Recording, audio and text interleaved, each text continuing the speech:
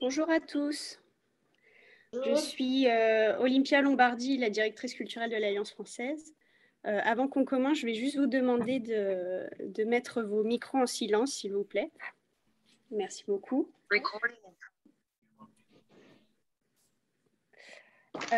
Donc, bienvenue pour cette conférence d'histoire de l'art sur Vincent van Gogh que nous présentons avec Ophélie Delacour.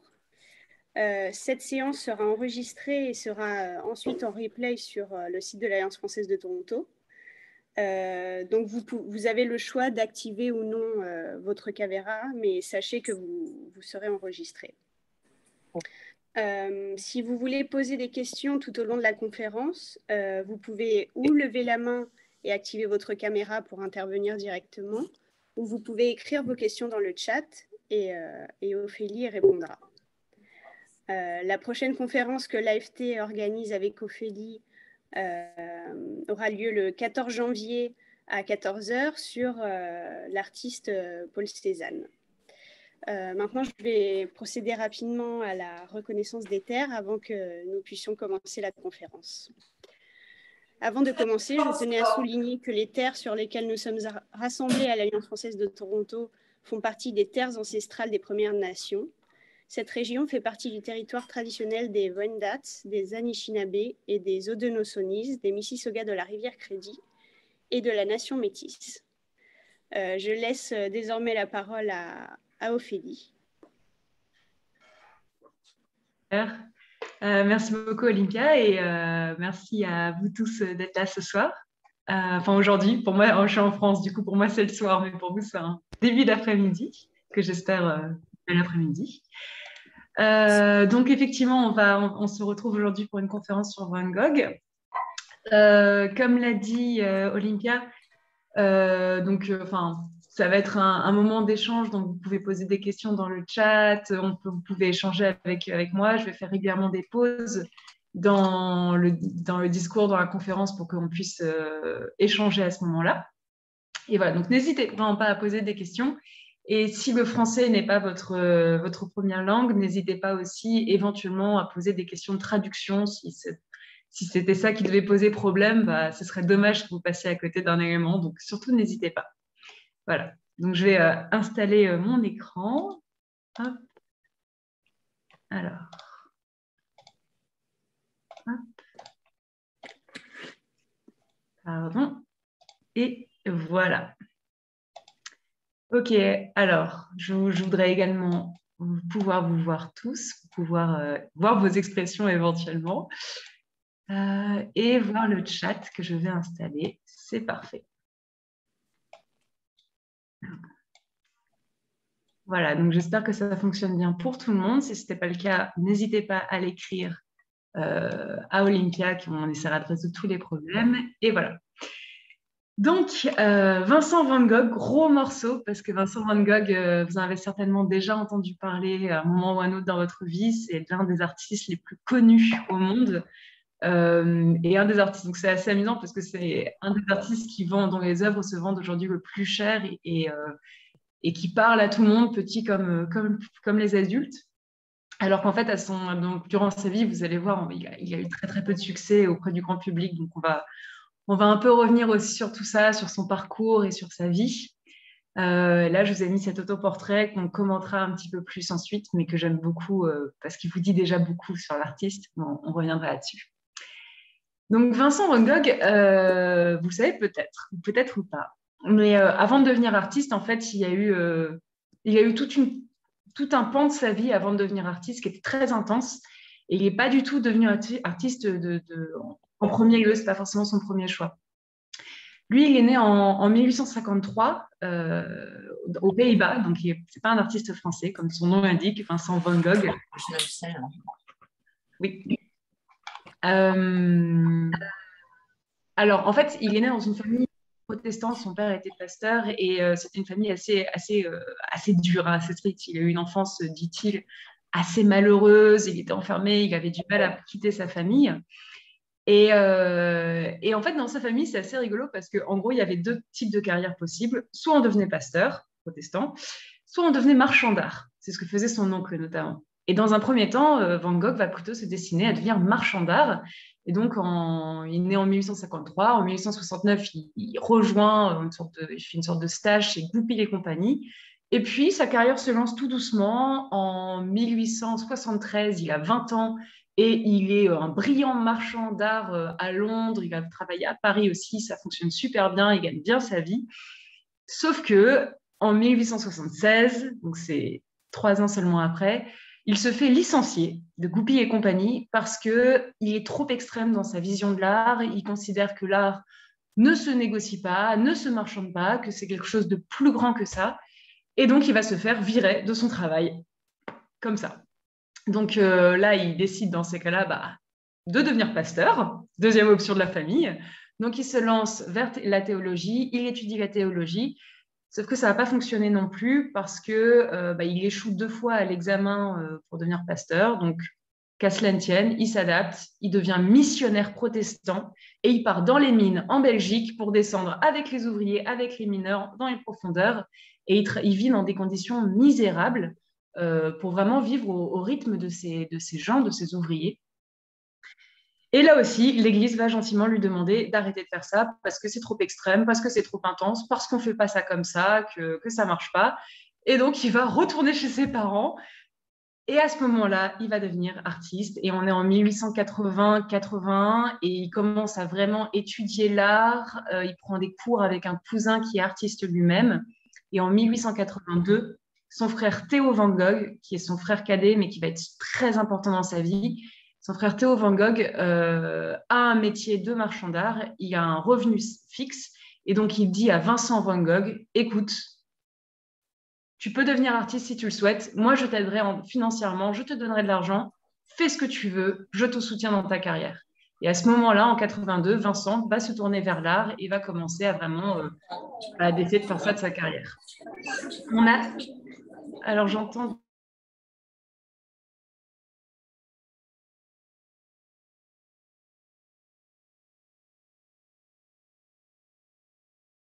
Rétablir mon audio. Ok, pardon, excusez-moi. Donc, et en fait, on a très très peu d'œuvres de Vincent Van Gogh dans ses premières années de sa vie. Je vous en ai prise une en 1882, Les Toits de La Haye. Donc, on voit qu'il a un style encore très conventionnel où il s'intéresse vraiment à ces effets de perspective. Il apprend encore à dessiner et il fait des études. On voit aussi que c'est pas encore le style de Van Gogh tel qu'on le connaîtra ensuite. Par contre, à partir de 83-85, on commence à avoir plus de toiles. Et il y en a une en particulier que je voulais vraiment vous montrer parce qu'elle est extrêmement frappante. Quand on connaît ce que fait Van Gogh ensuite, on ne peut pas deviner que c'est lui qui peint ce genre de tableau. C'est Les Mangeurs de pommes de terre. Ce tableau-là, qui date d'avril 85 et qui est extrêmement sombre, qui est avec des visages qui sont presque caricaturaux et qui montre en fait vraiment l'intérêt de Van Gogh pour les conditions de vie misérables parfois, mais en même temps, ces hommes qui restent et ces femmes qui restent très dignes dans la misère. Et on voit que Van Gogh est très sensible à ça et que c'est ça qu'il choisit de peindre, des sujets qu'ensuite il va représenter encore plus tard dans sa carrière, mais pas du tout de la même manière et pas du tout avec des couleurs aussi glauques et déprimantes, hein, parce que clairement, ce tableau-là, vous n'avez pas envie d'avoir ça dans votre chambre. Et en fait, en 85, avril 85, c'est juste le moment où vraiment il commence à avoir une technique, il a pris des cours de peinture, quelques-uns, pas énormément, mais il y a quand même des bonnes notions. Et comme il a décidé de devenir artiste, il se dit qu'il faut qu'il aille là où toute l'avant-garde artistique se rejoint pour travailler, pour échanger, pour progresser dans l'art. Et cet endroit, c'est Paris, à ce moment-là. Et donc, Van Gogh décide d'aller à Paris pour faire sa carrière en tant qu'artiste. Et donc, il ira à Paris en 1886. Et ce sera un moment charnière parce que tout son art va être transformé à partir de 1886. Et c'est ce dont on va parler juste après. Mais avant, donc ça, c'est vraiment la première partie, l'introduction vers Van Gogh tel qu'on le connaît ensuite. Y a-t-il des questions jusque-là? Si vous avez des questions, vous pouvez les écrire dans le chat.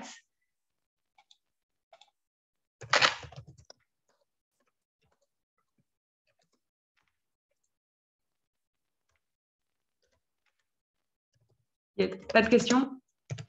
Alors, attendez, je plus une petite question.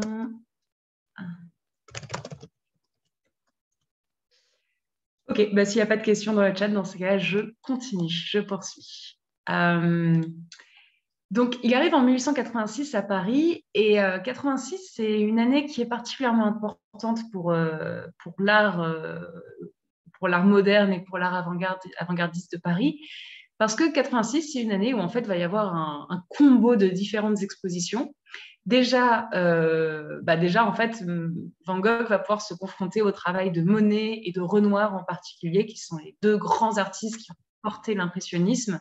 Et l'impressionnisme, mouvement qui est né en 1874 et qui prend son nom de ce tableau Impression Soleil Levant, peint par Monet en 1872. Et l'impressionnisme, c'est toute cette théorie de la peinture où on peint en plein air, on va avoir une palette de couleurs beaucoup plus claire, où on supprime le noir et on essaye d'avoir un style beaucoup plus rapide avec une manière de peindre très, très novatrice et avec des coups de pinceau beaucoup plus fluides et beaucoup plus en mouvement. On essaie de capter les reflets aussi. Donc ça, c'est vraiment un mouvement qui a eu une importance et un impact énorme dans l'histoire de l'art. Et quand Van Gogh arrive, eh ben, c'est un mouvement qui n'est plus si nouveau que ça, en fait. C'est déjà, c'est bon, c'est rentré dans les mœurs, on l'expose au salon, on fait des expositions officielles là-dessus. Donc, c'est déjà plus si avant-gardiste et plus tellement moderne. Un autre artiste dont Van Gogh va pouvoir voir les œuvres, c'est Puvis de Chavannes, un artiste qu'on connaît pas forcément très bien aujourd'hui, mais qui est un artiste qui va avoir énormément d'impact sur toute la génération de Van Gogh et qui va être très admiré par Van Gogh. Puvis de Chavannes, c'est un artiste qui s'intéresse vraiment à des sujets assez graves, une peinture assez sobre et assez solennelle, et qui a aussi tout un rapport symboliste vraiment où il y a un message qui est généralement passé dans les tableaux de Puvis de Chavannes. Et ça, ce côté sobre et sérieux va avoir un impact sur Van Gogh, et on va voir que lui aussi, à sa manière, essaye de faire une peinture qui signifie quelque chose. Mais 1886, c'est surtout l'année à laquelle, durant laquelle va se dérouler la dernière exposition impressionniste, avec notamment ce tableau de Seurat, un dimanche après-midi à l'île de la Grande Jatte, qui va être exposé. Et on appelle ça la dernière exposition impressionniste, mais en réalité, elle n'a pas grand-chose d'impressionniste, puisque justement, c'est l'exposition qui fait que l'impressionnisme est mort et on rentre dans le néo-impressionniste, c'est-à-dire tout ce qui arrive après. Et Seurat, avec ce tableau qui est très grand, quand vous regardez les dimensions, il est vraiment très grand, en fait, il fait un manifeste sur la nouvelle théorie de la peinture qu'il propose, avec un usage de la touche qui est par petits points, comme ça, donc il n'est plus par des grands mouvements comme l'impressionnisme, mais par des petits points. Un travail avec une composition très maîtrisée, très étudiée, où il y a eu beaucoup de dessins avant de réaliser cette peinture. Et c'est clairement un travail d'atelier, donc en opposition complète avec la théorie du travail en plein air que les impressionnistes développaient, et un travail de la couleur qui est très, très nouveau aussi. Et ce tableau-là, notamment, et tous les tableaux néo-impressionnistes, post-impressionnistes qui vont être présentés dans cette exposition vont beaucoup impacter Van Gogh. Juste pour information, si vous souhaitez, alors je sais que c'est enregistré, donc vous vous sentez pas du tout obligé de le faire, mais si vous souhaitez mettre votre vidéo, ça me permet à moi de voir votre visage et éventuellement vos réactions si je fais des bonnes ou des mauvaises blagues, ou dans le parcours dans tout ce que je dis. Donc n'hésitez pas, si vous le souhaitez, à mettre votre vidéo. Donc Van Gogh arrive dans ce contexte où il y a plein de choses qui se passent à Paris, l'art évolue vraiment, et lui va vraiment en fait observer tout ça, absorber tout ça et faire changer son style très très vite. Donc vous vous souvenez sûrement des mangeurs de pommes de terre. Donc ce tableau-là, on est en 85, et dès 86, Van Gogh peint ce genre de tableau ici. Une allée au jardin du Luxembourg, donc il s'intéresse vraiment à ces scènes de la vie mondaine, et on voit qu'il a une palette très claire, c'est des couleurs très claires, c'est très lumineux. On voit aussi que voilà, il a une touche très fluide comme ça, il laisse beaucoup plus de liberté au mouvement de son pinceau. Et ici, le Moulin de la Galette, que je vous ai mis, hein, c'est 87, c'est un petit peu plus tard, mais on reste dans la même veine avec une peinture très lumineuse. Et surtout, je vous l'ai mis parce que souvent, on pense à Montmartre tel qu'on le visite aujourd'hui, le Moulin de la Galette tel qu'on peut visiter encore le restaurant aujourd'hui à Montmartre. En fait, vraiment, voilà, ça, c'est ce que Van Gogh voyait à l'époque et c'était la campagne totale, en fait, à ce moment-là, à Paris. Et on a du mal à l'imaginer aujourd'hui. Paris s'est étendu, mais à l'époque des impressionnistes, des post-impressionnistes et donc de Van Gogh, bah, c'était la campagne et on allait au cabaret, voilà, en dehors de Paris pour boire et pour faire la fête. Donc Van Gogh s'intéresse à tout ça, il le peint. Donc là, on voit qu'il s'intéresse à la vie parisienne, mais aussi, comme je vous l'ai dit, il va se laisser, il va écouter les avant-gardes artistiques, leurs évolutions, leurs propositions artistiques. Et il essaye, en fait. Il fait comme eux, il essaye, il voit si le style lui plaît ou non. Et donc, il va travailler avec Pissarro, avec Toulouse-Lautrec, avec Seurat et avec Signac également. Signac, qui est l'artiste qui a peint ce tableau-là en 1886, qui travaille étroitement avec Seurat et Signac, en plus ils ont des noms assez proches, et qui développent ensemble le pointillisme, c'est vraiment la peinture par petits points, comme on a vu avec le dimanche à l'île de la Grande Jatte. Et Van Gogh va emprunter cette technique, et là on voit bien avec le ciel, par exemple, où il peint la couleur pas du tout, enfin, vous pouvez imaginer qu'il voit un ciel bleu, éventuellement il y a des nuages, et pourtant c'est pas du tout ça qu'il représente, il représente des points comme ça, et la couleur est posée par gros points, donc on voit qu'il se laisse influencer par Signac. Et en même temps, c'est ça qui est vraiment dingue avec Van Gogh, c'est que même dans ces moments où il est vraiment dans une posture d'humilité, où il écoute, où il observe, il essaye d'apprendre, ben, il en fait quand même qu'à sa tête. Et là, par exemple, on voit ce mouvement ici, qui n'est pas du tout du pointillisme, au contraire, il peint par grands traits. Et ça, c'est Van Gogh qui, toute sa vie, en fait, il va être à l'écoute des innovations artistiques, être à l'écoute des peintres modernes, et en même temps l'adapter à sa manière, en faire ce qu'il veut, et il puise des influences ici et là pour en faire un peu à sa sauce. Enfin, dernier élément très très important qui va énormément l'influencer et qui date de cette époque-là, de 1886-1887, les années de Van Gogh à Paris, c'est le japonisme. Alors, ce qu'il faut savoir, c'est qu'en fait, au XIXe siècle, le Japon va s'ouvrir complètement à l'Europe et culturellement, en fait, on va découvrir un peu toute la culture japonaise qui va arriver à Paris, notamment avec les estampes. Et Van Gogh va être complètement fasciné par les estampes. Là, on voit par exemple une estampe de Hiroshige qui représente une pruneraie. Et on voit comment Van Gogh va littéralement copier ce travail de Hiroshige, mais à sa manière. Toujours il le copie, mais on voit qu'il ne cherche pas à copier strictement. Il fait un petit effet dans le ciel qui correspond un peu plus à son style. Il rajoute des éléments comme ça sur le côté. Et parfois, il copie un travail d'estampe japonaise, mais il rajoute ce cadre tout autour, un peu japonisant. Voilà. Le Japon, Vincent Van Gogh va l'admirer pour deux raisons.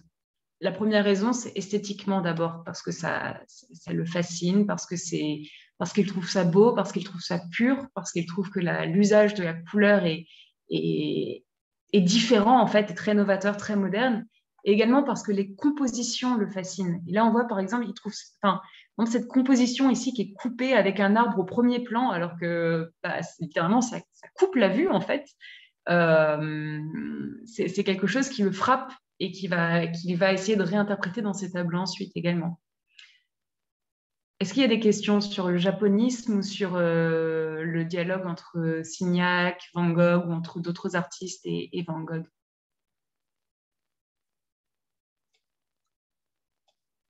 N'hésitez vraiment pas à poser des questions, hein. C'est avec le plus grand plaisir que je réponds. Et puis surtout, ça permet aussi de rentrer dans des détails que peut-être vous connaissez, ou c'est l'occasion éventuellement de déconstruire peut-être ou de confirmer des histoires que vous avez entendues sur Van Gogh. Je pense qu'on a tous entendu des choses sur Van Gogh, donc n'hésitez vraiment pas, s'il y a un élément que vous voulez creuser, à poser des questions. Alors là, j'ai une question de Yolande Balchadin, merci. Comment le Japon est-il entré à Paris? Alors, voilà, en fait, c'est vraiment qu'il y a eu une ouverture politique, ce qu'on appelle l'ouverture de l'ère Meiji au Japon, qui a commencé à se lancer dans des échanges commerciaux avec l'Europe. Et c'est à ce moment-là, en fait, qu'on a reçu notamment des journaux japonais, des œuvres d'art japonaises, et notamment les estampes sont arrivées chez les galeries d'art de Paris. Et quand, par exemple, Vincent Van Gogh va découvrir les estampes japonaises, il va demander à son frère Theo Van Gogh d'acheter des estampes pour les collectionner, pour les présenter ensuite dans ses galeries et éventuellement pour les revendre, hein, puisque les marchands, l'idée n'est pas seulement de constituer une collection, mais également de faire une plus-value en la revendant ensuite. Donc c'est ça aussi, c'est qu'en fait, ça va rentrer dans les galeries des marchands d'art qui sont, avec les artistes modernes, fascinés par ces techniques-là. Et ensuite, ça va circuler comme ça très, très rapidement entre les peintres, entre les artistes, entre les mécènes, entre les gens juste qui sont intéressés par ça.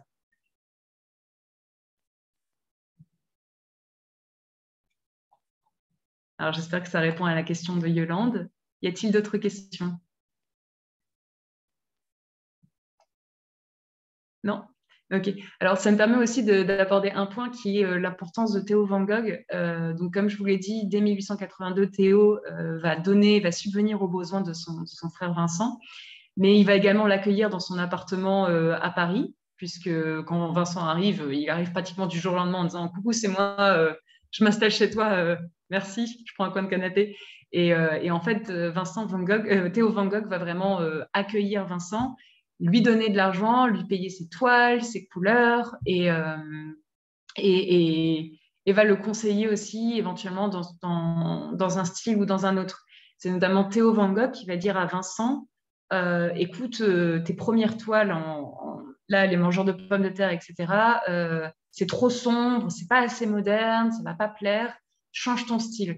Et je vous ai dit que Vincent avait changé son style au contact de l'avant-garde parisienne, mais c'est aussi sur les conseils de Vincent Van Gogh, donc de Theo Van Gogh, je m'embrouille, désolée, sur les conseils de son frère. Donc il y a vraiment un dialogue entre les deux frères qui va être très important. Alors, j'ai d'autres questions sur le japonisme.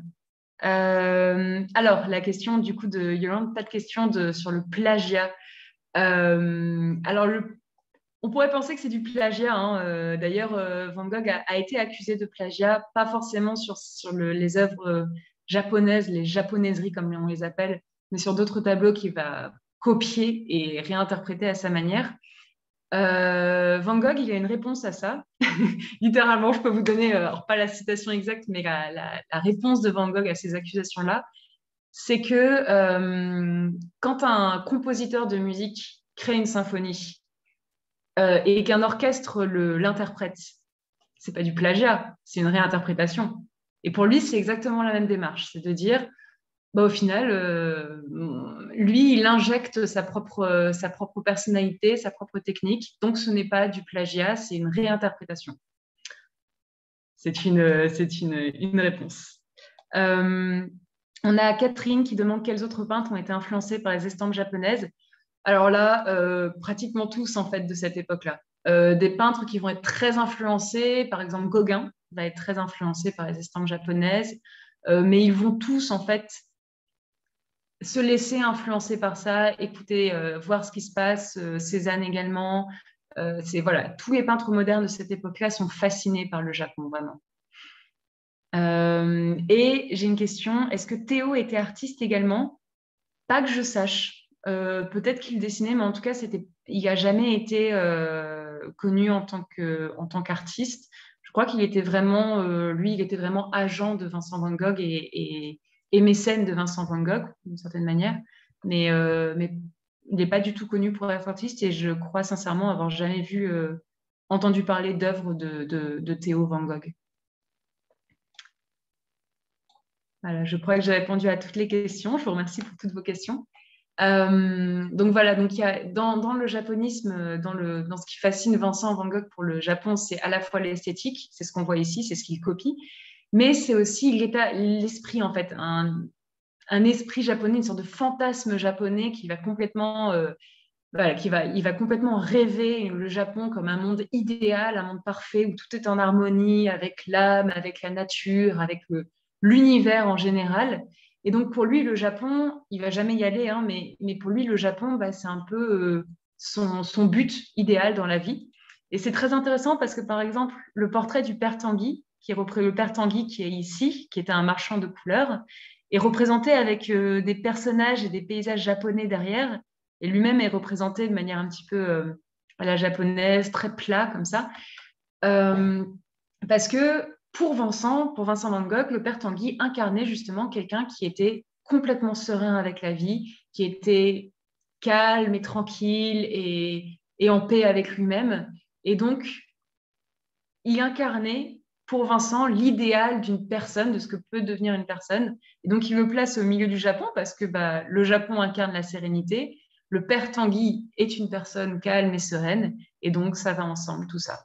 Donc voilà, ça montre aussi un peu comment Vincent interprète le Japon, sachant que pour Vincent Van Gogh, c'est quelque chose évidemment qui est un idéal qui est particulièrement important pour lui parce que depuis qu'il est tout petit, il a il est sujet à la dépression, il a des crises nerveuses, il a un tempérament explosif. Et donc, quelqu'un qui est aussi calme et doux et apaisant que le père Tanguy, forcément, le fascine complètement. Est-ce que les caractères dans le premier ont une signification me demande Denis Chamberlain en privé. Je pense que oui, je pense que c'est copié, mais je ne sais pas du tout ce que ça veut dire. J'avoue, je suis désolée. Mais je pense qu'ici, Vincent Van Gogh a copié des caractères. Si ça se trouve, c'est une liste de courses, je n'en sais rien. Ou peut-être que c'est un poème. J'avoue, je ne sais pas, je suis désolée. Donc, hiver 87 pour le portrait du père Tanguy. Et en fait, là, on va attaquer une autre phase de la vie de Van Gogh parce que à ce moment-là, vers fin 87, Vincent Van Gogh comprend qu'en fait, il ne peut pas rester à Paris. C'est extrêmement riche artistiquement, c'est passionnant pour lui, il découvre énormément d'artistes, il rencontre des gens dont il a entendu parler comme Gauguin, etc. Mais le rythme de vie de Paris ne va pas du tout justement avec ses dépressions nerveuses, avec ses crises de nerfs.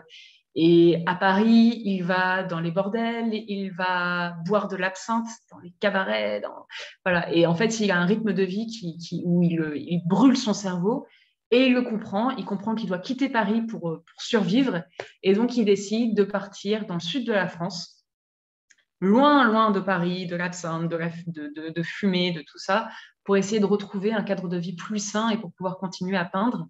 Et il choisit le sud de la France et Arles en particulier parce que il pense qu'en fait, c'est le sud de la France, là où il y a la lumière, là où il y a ce soleil qui brille, ces couleurs étincelantes du sud de la France.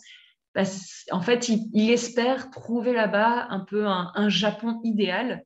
Et c'est ce qu'il écrit, en fait. Il dit, quand j'arrive à Arles, je découvre ces femmes qui ressemblent à des japonaises, pas parce que dans leur apparence, elles ressemblent au Japon, mais parce que elles sont douces et calmes et stylisées. Et en fait, il arrive dans un monde qu'il rêve complètement.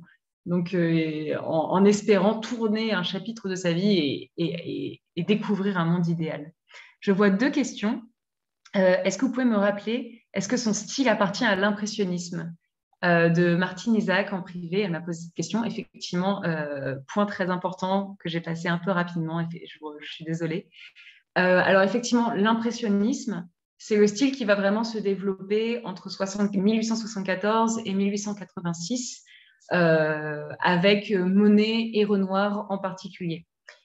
Et Van Gogh, Gauguin, des artistes comme Toulouse-Lautrec, d'autres artistes, Signac et Seurat, etc., vont faire partie de ce qu'on appelle le post-impressionnisme ou parfois le néo-impressionnisme, c'est-à-dire un style qui est très proche de l'impressionnisme dans sa technique, mais où il y a des différences majeures. Donc, ce n'est pas vraiment de l'impressionnisme, c'est autre chose et c'est ce qui vient après. Les différences majeures, c'est par exemple le fait qu'on travaille à l'atelier et pas en plein air. C'est le fait qu'on peigne avec des points et pas avec des mouvements de peinture comme ça. Voilà, donc c'est le post-impressionnisme et Van Gogh appartient au post-impressionnisme plutôt.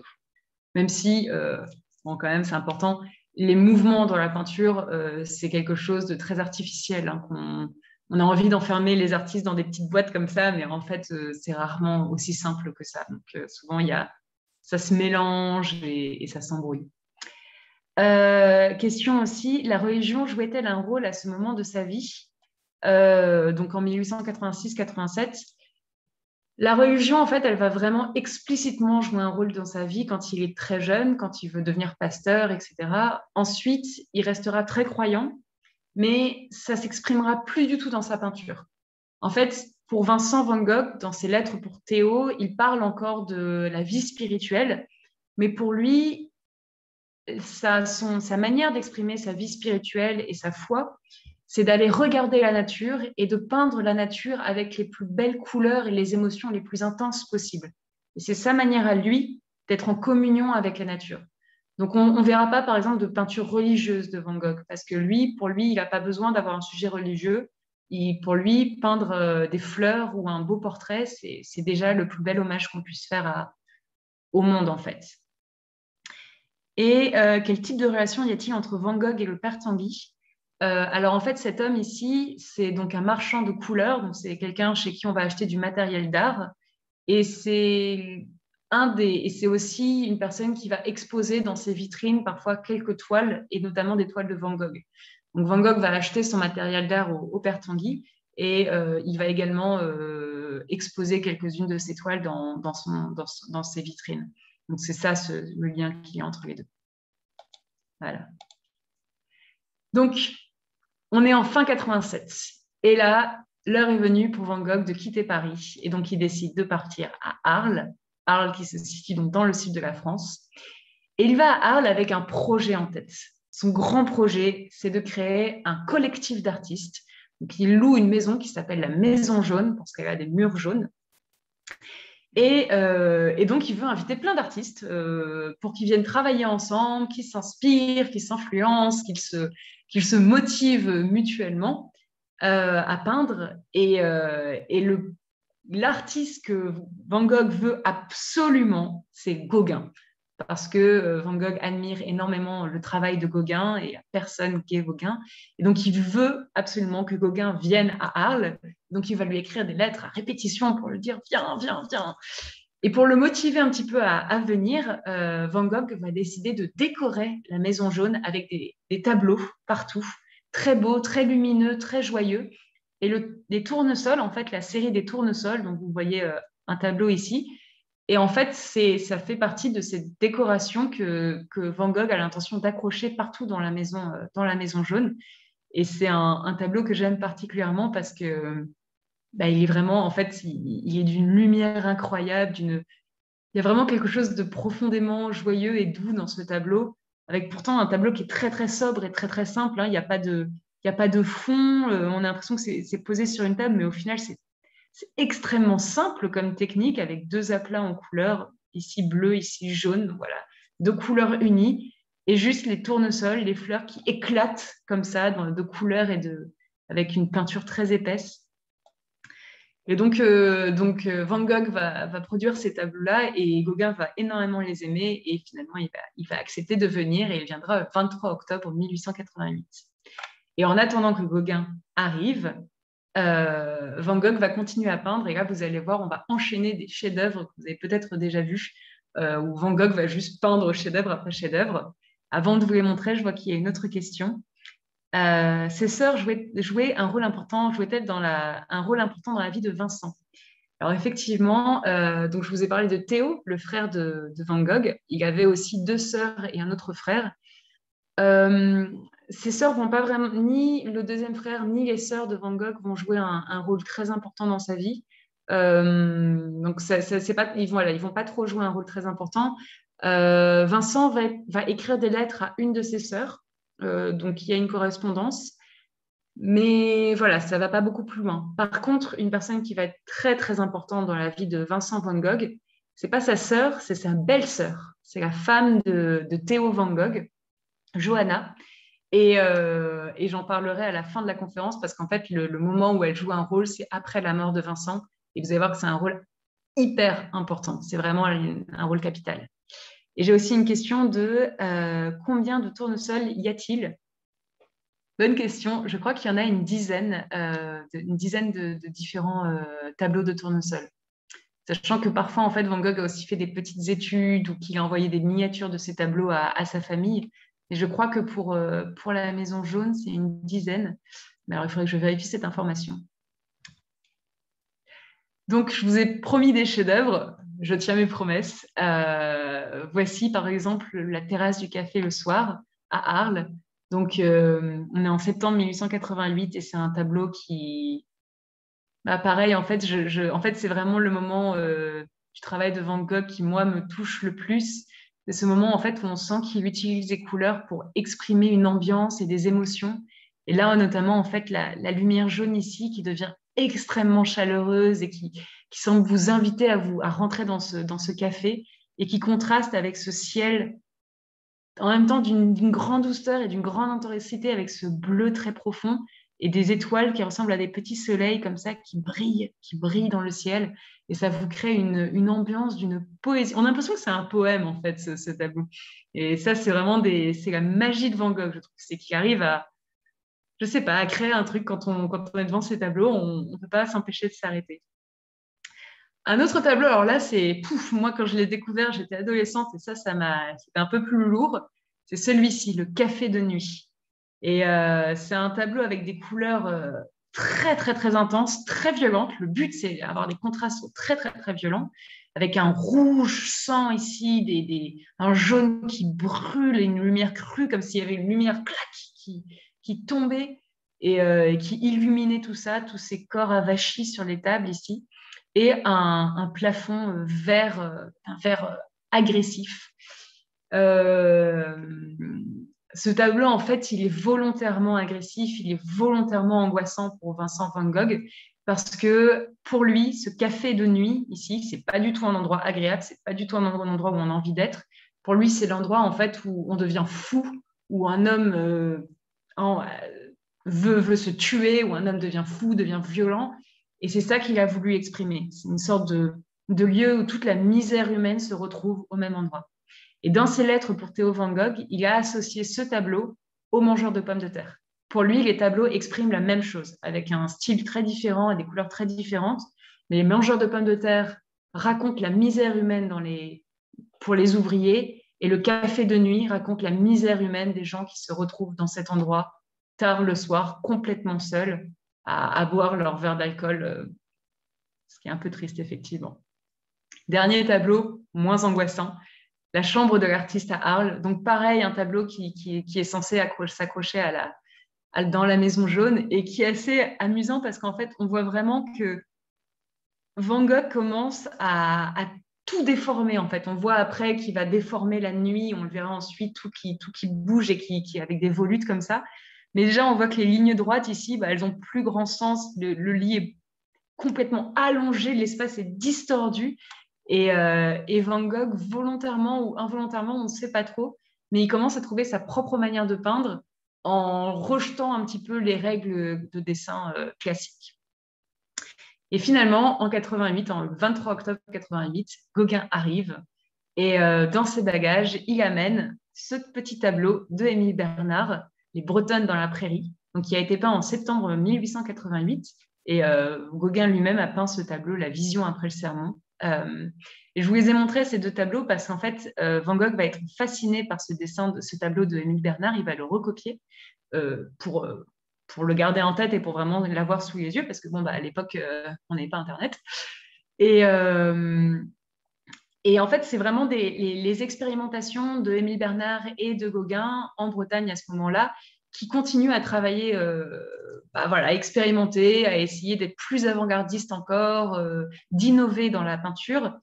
Et Van Gogh va toujours être parfaitement informé de ce qui se passe partout en France parce qu'en fait, à travers ses amis, à travers ses lettres, à travers ses reproductions, à travers parfois des photographies, il est au courant de ce qui se fait, des dernières inventions, des dernières expérimentations. Et lui-même, bah, voilà, parfois il essaye, parfois juste ça l'intéresse. Mais c'est aussi, je trouve, intéressant dans sa manière de travailler. Vincent, c'est quelqu'un qui est très solitaire, c'est quelqu'un qui va rester souvent à travailler dans son coin, à Arles ou à d'autres endroits, enfermé même parfois. Mais pourtant, c'est quelqu'un qui sera toujours informé des dernières innovations de l'époque. Et là, par exemple, par ce petit tableau que Gauguin lui montre directement et que Van Gogh va admirer considérablement. Quand Gauguin arrive,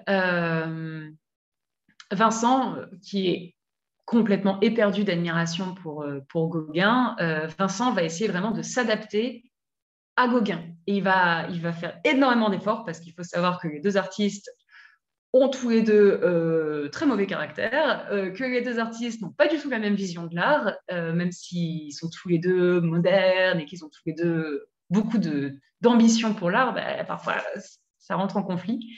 Et donc Vincent Van Gogh va vraiment essayer de s'approprier un petit peu les techniques de Gauguin. Et ça va donner par exemple ce tableau-là, le souvenir du jardin à Éthènes. Je vous le montre parce qu'en fait, c'est un des tableaux qui va le plus faire souffrir Vincent Van Gogh dans sa production. Il raconte que c'est un enfer de le peindre. Et si c'est si difficile, c'est tout simplement parce que c'est un travail d'imagination.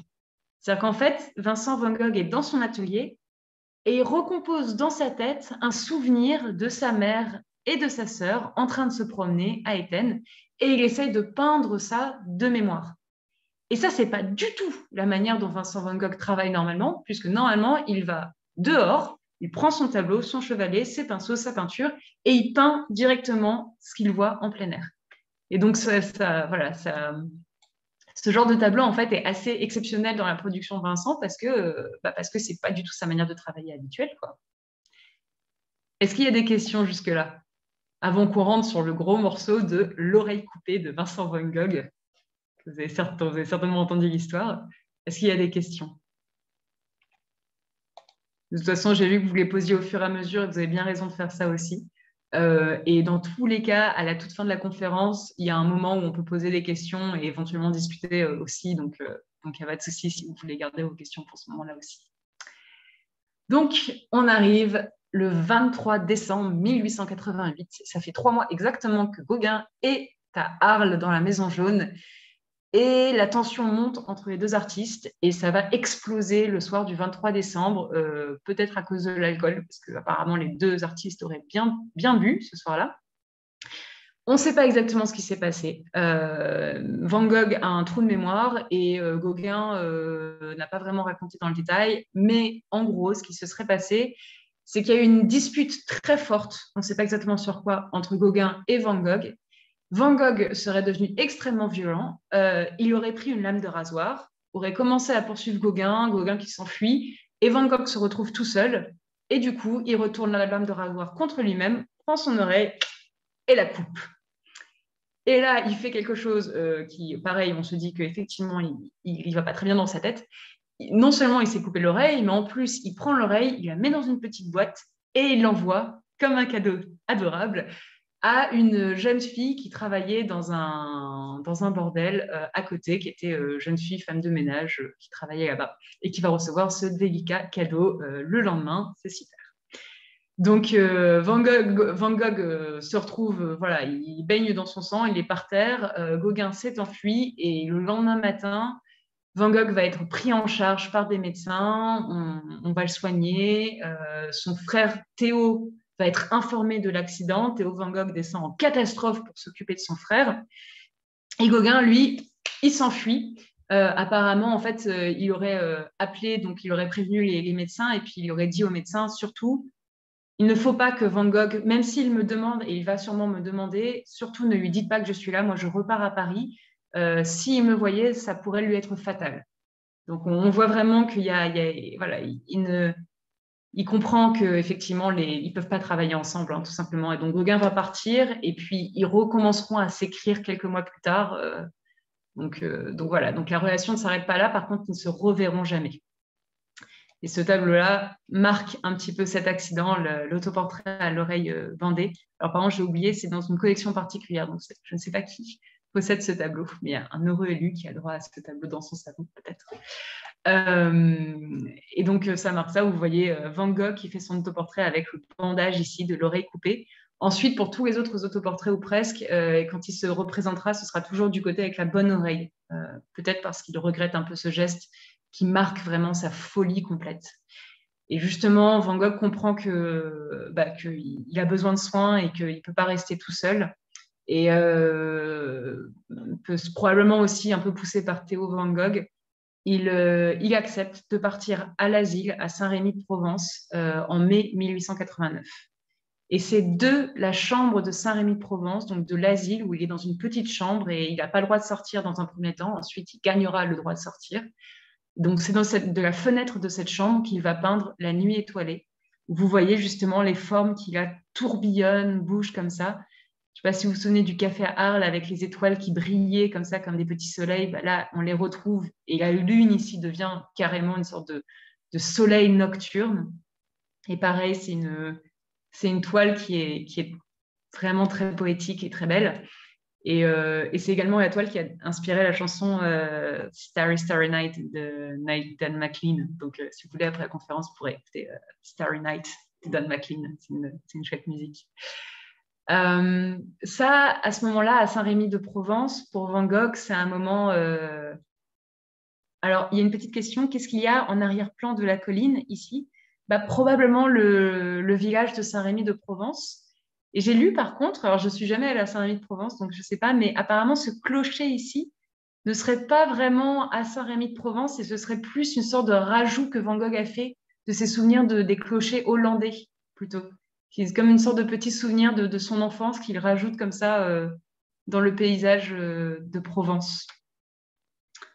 Donc ici, on a un cyprès, donc l'arbre en premier plan, qui vous rappelle un petit peu peut-être le Japon. Vous vous souvenez de la branche de prunier qui occupe tout l'espace comme ça. Et puis derrière, des montagnes, des collines, le village et la nuit qui brille.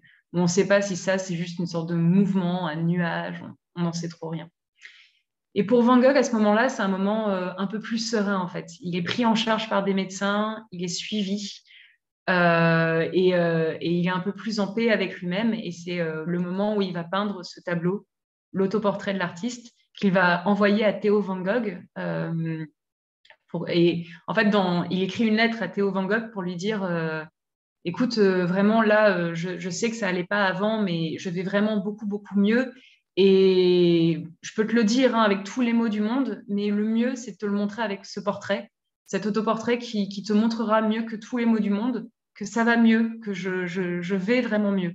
Et effectivement, on voit un tableau avec des couleurs très douces, quelque chose de très, très sobre, très pur, très doux, un bleu pâle comme ça, sur lequel tranche le orange, parce que Van Gogh était très roux, et donc tranche la barbe et les cheveux de Van Gogh, et vous voyez le côté, la bonne oreille, pas l'autre, évidemment, l'autre oreille qui est coupée et qui est le symbole de la folie plutôt de Van Gogh. Donc, il choisit de se représenter dans ce sens-là pour montrer qu'il a à nouveau les pieds sur terre.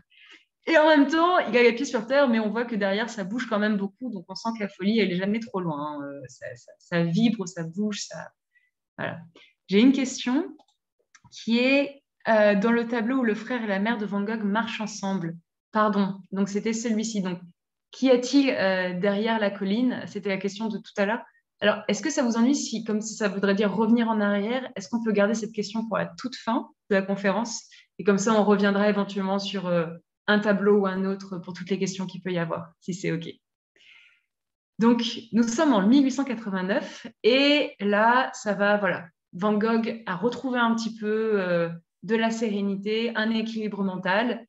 Il reste à l'asile, vraiment, il ne veut pas trop retourner dans le village. Quand il sort, il raconte dans ses lettres que ça lui crée énormément d'angoisse de voir les gens, ça le stresse profondément. Et il va produire un autre tableau qui est personnellement peut-être mon tableau préféré de Van Gogh, étonnamment. C'est celui-ci, L'Amandier en fleurs de février 1890, qui est un tableau qu'il a peint parce que son frère venait d'avoir un bébé, le petit Vincent Van Gogh, le deuxième du nom, qui est en fait le neveu de Vincent Van Gogh, l'artiste. Et Theo Van Gogh va lui donner le nom de son frère. On voit aussi l'amour entre les deux frères. Et Vincent va envoyer cet amandier en fleurs pour décorer la chambre du petit qui vient de naître.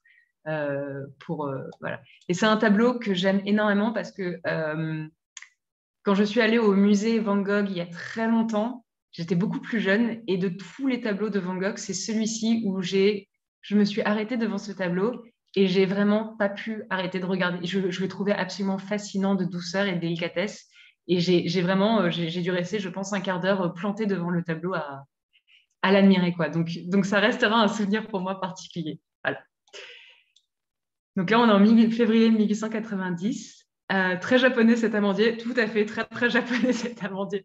On voit bien l'influence du Japon dans la manière de faire le côté ici, dans des petits, cette racine très très noueuse ici, et les fleurs toutes douces qui s'épanouissent comme ça, comme un cerisier du Japon.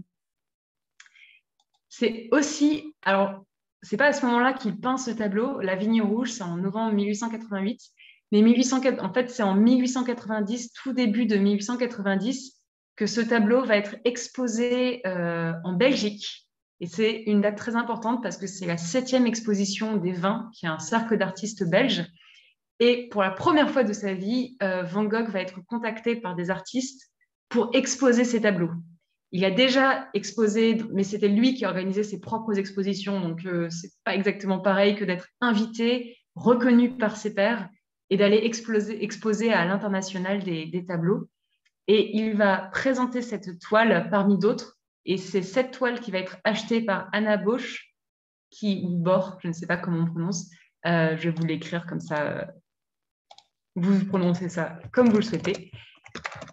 Et je précise ça parce qu'en fait, c'est la seule toile, dit-on, c'est la seule toile que Van Gogh aurait vendue de toute sa carrière.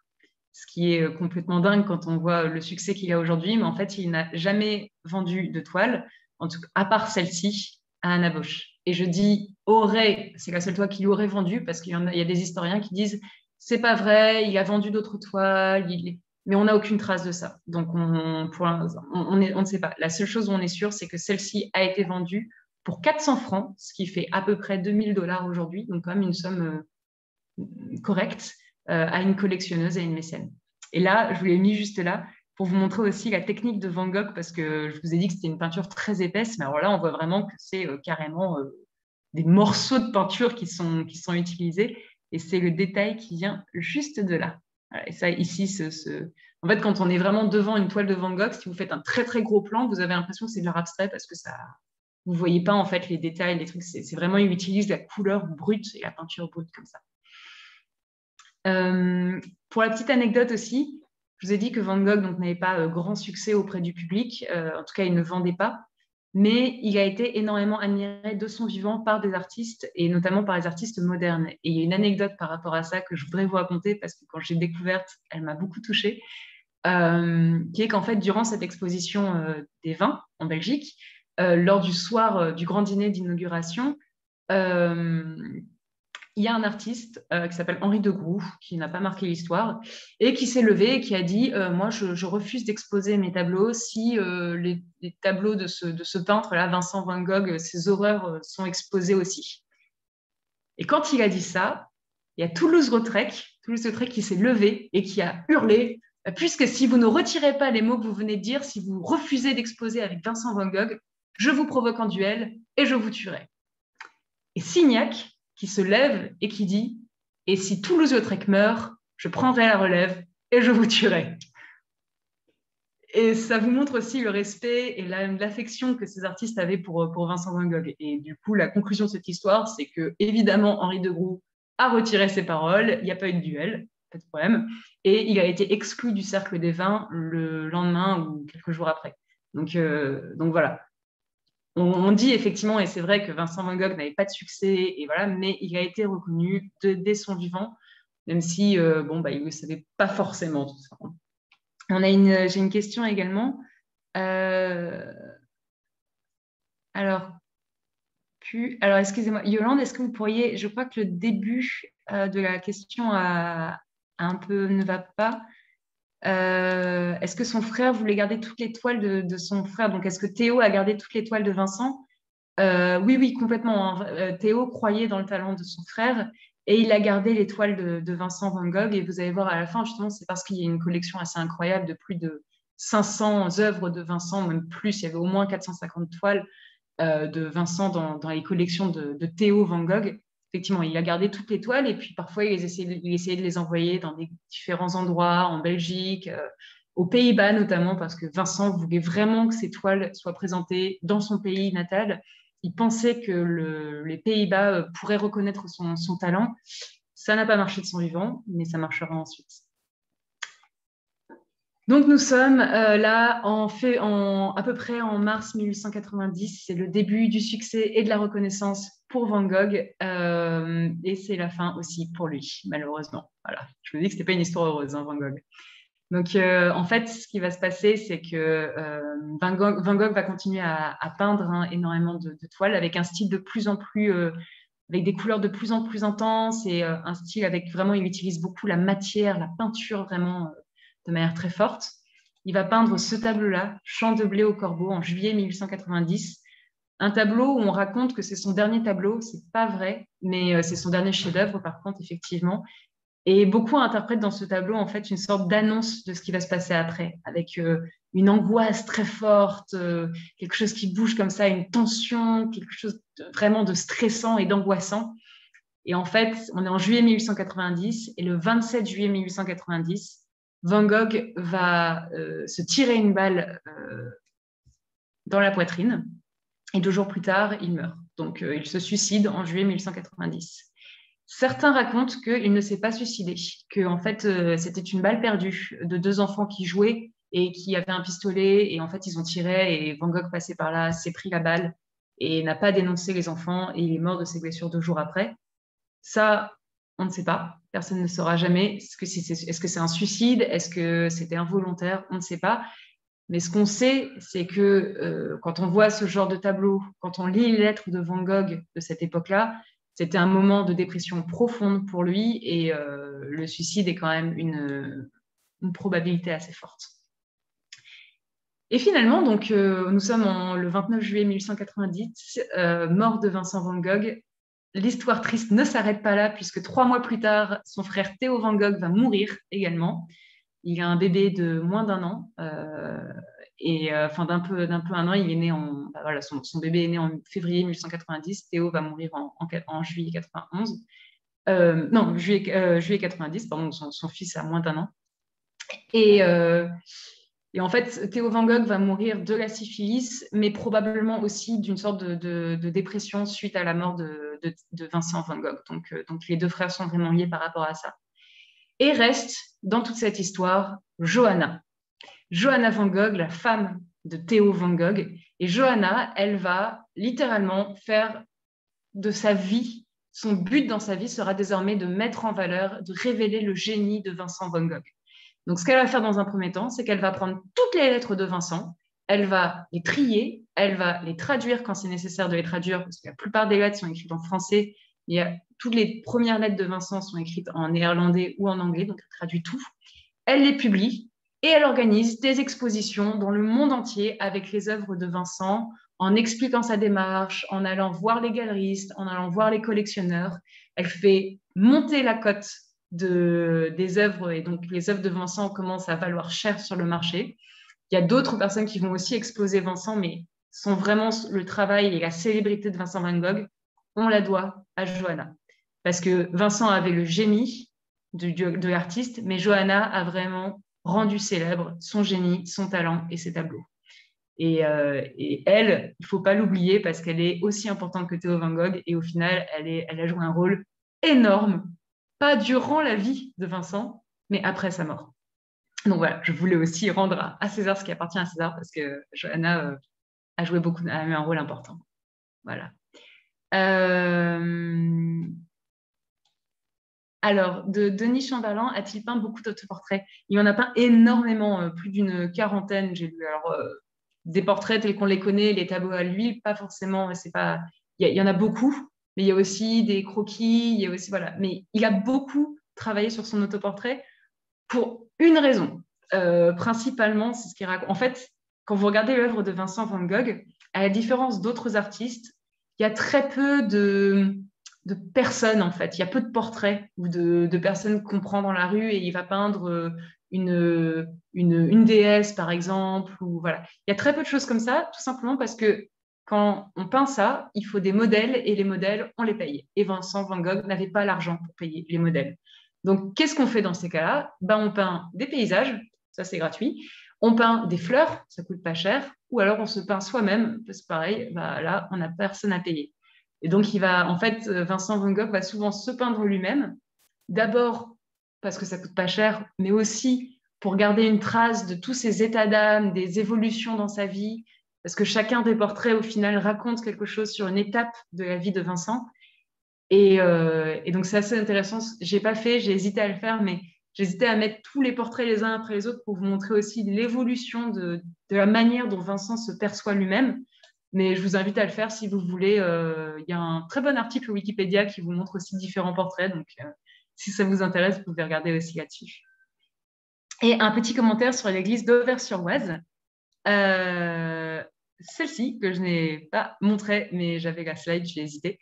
Donc cette église, en fait, effectivement, puisque la mort de Vincent van Gogh ne se produit pas dans le sud de la France, un petit peu avant juillet 1890, en mai 1890, il remonte vers Paris à la demande de Théo qui s'inquiète pour son frère, à juste titre, et donc il se rapproche de son frère et il s'installe à Auvers-sur-Oise et il va peindre ce tableau de l'église.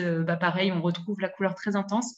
On retrouve aussi ces couleurs qui s'assombrissent dans le ciel là-haut, un peu comme pour ce tableau-là, en fait, qui va être encore plus accentué. Mais ça se voit déjà un peu sur l'église. Et ce qui est frappant avec ce tableau, c'est que, enfin, je trouve, et moi pareil, moi les tableaux de Vincent van Gogh, en fait, pour moi, racontent à chaque fois une histoire très forte dans l'usage des couleurs, dans la manière de travailler les formes, dans la composition. Et là, par exemple, il y a cette forme écrasante de l'église qui est là, un personnage ici qui se promène, et pourtant, ce qui se dégage de ce tableau, c'est un incroyable sentiment de solitude, je trouve, avec une église qui prend toute la place, un chemin ici qui le contourne, mais en fait, on ne sait même pas comment trop y accéder. Et il y a quelque chose d'écrasant et d'angoissant déjà dans cette œuvre. Et je voulais vous montrer aussi ça, parce que ce tableau-là de l'église d'Auvers-sur-Oise, il est très connu. Un qui est moins connu, mais qui m'intéressait aussi, c'est le vieux clocher de Nuenen, qui date de 1885, donc vraiment du début de la carrière de Vincent. Et je trouve qu'il y a vraiment une similitude dans la composition, dans la manière de travailler les deux tableaux, en dépit de toutes les différences de couleurs. Hein. Évidemment, là, on est sur le style très sombre, avec une palette très sombre de Van Gogh à ses débuts. Et là, au contraire, on est sur une palette très, très colorée, avec des formes qui commencent à vibrer, à bouger comme ça. Mais on retrouve ce côté écrasant, ce côté angoissant dans la manière de traiter ces deux thèmes.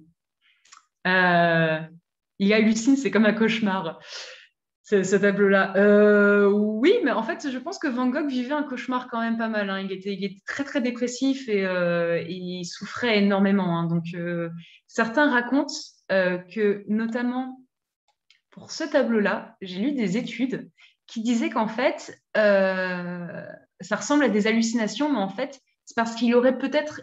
On ne sait pas exactement quelle était la maladie mentale de Vincent van Gogh, mais certains disent qu'en fait, ça avait altéré la manière dont il voyait les choses. Et qu'en fait, littéralement, il voyait les choses qui bougeaient comme ça, et c'était dû à sa maladie, et ça a impacté sa manière de percevoir le monde. Ça, j'en sais rien du tout, mais je trouve que c'était intéressant de... Voilà. Il y a effectivement un côté un peu hallucinatoire dans la manière de peindre, dans l'utilisation des couleurs, et dans ce mouvement, il y a un côté très hallucinatoire. Mais d'ailleurs, même ça, hein, ça ressemble à une scène de cauchemar. Hein. Moi, je vois ça, ça me fait peur, hein, personnellement. Alors, il y a une question aussi. Est-ce qu'on sait ce qu'est devenu le neveu de Vincent? Oui. Alors, j'avoue qu'en fait, je n'avais pas du tout entendu parler du neveu de Vincent van Gogh. Du coup, j'ai regardé un petit peu ce qui lui était arrivé avant de préparer cette conférence. Il n'est pas rentré dans l'histoire hein, en tant qu'artiste, mais il est devenu lui-même collectionneur et il est devenu lui-même collectionneur d'art et en fait, il a travaillé dans l'art à son tour. Il est resté dans ce monde-là un petit peu qui était le monde familial et qui était forcément, quand on s'appelle Vincent van Gogh, en plus, ça doit être un héritage un peu lourd à porter. Hein je peux imaginer. Donc voilà. Y a-t-il encore des questions? Ah, je n'ai pas répondu à la question sur ça, qui était la question de qu'est-ce qu'il y a derrière? Qu'est-ce qui se passe derrière cette toile-là? C'est quoi le décor? Alors en fait, effectivement, c'est une question pertinente parce que la première fois que j'ai vu le tableau, je n'ai pas trop compris ce qui se passait. Ça ressemble à une rivière ici, mais en fait, c'est une sorte de pelouse ici, avec des fleurs. Là, il y a des buissons. Il y a un arbre peut-être là. Et ça, c'est le chemin en sable. Vous savez que vous avez parfois dans les grandes maisons et qui vous emmènent souvent vers une très belle maison par ici. Il y a des parterres de fleurs au milieu. Donc ça, c'est un petit chemin soit en sable, soit en terre battue sur lequel on marche pour éviter de marcher sur les fleurs et le jardin dont cette femme d'ailleurs est en train de s'occuper et de cueillir des fleurs. Voilà. Est-ce que j'ai répondu à la question? J'espère. Sur la colline, je suis désolée, je ne comprends pas. J'ai la question en commentaire privé qui est la question de savoir s'il est sur une colline. Je ne sais pas trop si on parle de la même chose. Je ne suis pas sûre de comprendre la question, je suis désolée. Derrière les deux, est-ce qu'il y a une colline? Pas que je sache. Non, non, c'est vraiment une sorte d'effet de perspective un peu bizarre, avec tout qui est aplati, comme mis sur le même plan, ce que font certains artistes. Peut-être aussi cet effet de perspective bizarre parce qu'ils travaillent de mémoire, c'est possible. Y a-t-il d'autres questions? On va mettre le dernier tableau là, un petit peu effrayant, mais bon, c'est pas grave. Alors, s'il n'y a pas d'autres questions, je vais arrêter mon partage d'écran. On peut encore échanger évidemment après l'arrêt du partage d'écran. Et au cas où il n'y aurait plus du tout de questions, eh bien, je laisse le mot de la fin à Olympia. En tout cas, merci beaucoup Ophélie pour cette belle conférence et merci à tous d'être venus aujourd'hui. Et on vous donne rendez-vous donc le 14 janvier à 14 h pour la conférence sur Cézanne. Tout à fait. Un grand merci à vous tous. Il y a eu beaucoup de questions et c'est vraiment super. Je vous remercie pour tout ça. Voilà. Et je voulais dire juste, Van Gogh, vous avez dû le sentir, mais c'est un artiste que j'aime énormément et qui est un des artistes qui m'a fait aimer l'art quand j'étais petite. Donc, ça a été un régal de préparer cette conférence en particulier. Voilà. Bonne journée à tous. Bonne journée. À la prochaine.